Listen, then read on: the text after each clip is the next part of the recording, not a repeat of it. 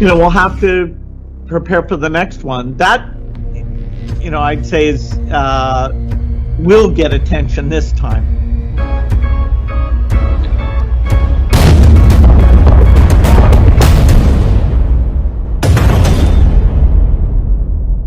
The World Health Organization has become nothing more than a corrupt globalist scam paid for by the United States but owned and controlled by China. Under the next Trump administration, that treaty will be immediately terminated.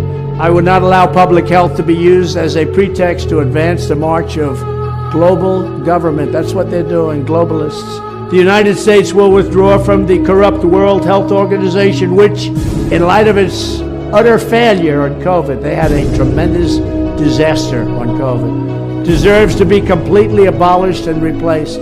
Then I will work to forge a new coalition of nations that are strongly committed to protecting health while also upholding sovereignty and freedom.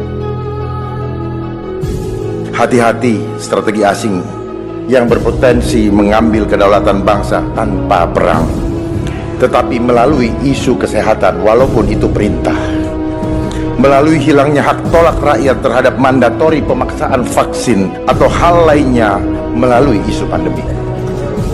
Pidana denda di Undang-Undang Kesehatan Nomor 17 Tahun 2023 itu berpotensi denda 500 juta bagi yang tidak mau divaksin.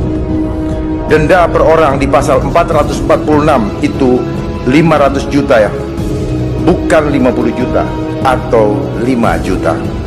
500 juta seorang.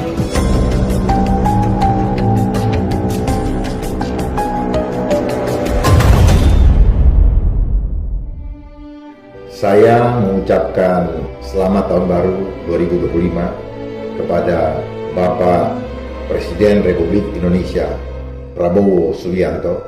Sekaligus sebagai anak bangsa, saya menghimbau kepada Bapak, sekaligus menyarankan agar Indonesia segera menyatakan keluar dari WHO untuk mencegah tidak terjadinya lagi pandemi di bangsa ini. Karena pengalaman dari pandemi yang lalu, rakyat banyak yang disakiti, rakyat menjadi sulit hidupnya, ekonomi nasional juga hancur akibat pandemi tersebut. Jangan Bapak mau mendengarkan bisikan dari sales vaksin seperti halnya Gavi, karena yang mereka cari adalah bagaimana Indonesia menjadi market bagi mereka.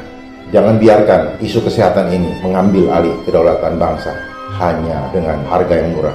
Mereka tidak mau mengambil dengan perang, tetapi dengan isu kesehatan saja bangsa ini akan hancur. Pandemi yang lalu telah membuat banyak kerusakan sosial. Kita adalah makhluk sosial, Bapak. Makhluk sosial yang sejati adalah kita selalu berkumpul bersama-sama, saling tolong-menolong. Yang susah maupun keadaan sakit, kita harus saling tolong-menolong. Demikian pula jangan sampai terjadi lagi di mana ada larangan ibadah atas nama pandemi. Sebenarnya kita tidak takut. Justru yang menjadi hal adalah bagaimana kita memanage bangsa ini dengan baik, dengan hati yang tulus, dan jangan biasakan mengada-ada sesuatu yang sebenarnya tidak perlu diada-adakan. Kita adalah makhluk ciptaan Tuhan yang memiliki kekuatan ilahi. Yang kita perlukan adalah bagaimana kita memiliki iman kepadanya, agar kita tetap bisa bertahan di dalam gelombang dunia yang tidak menentu ini.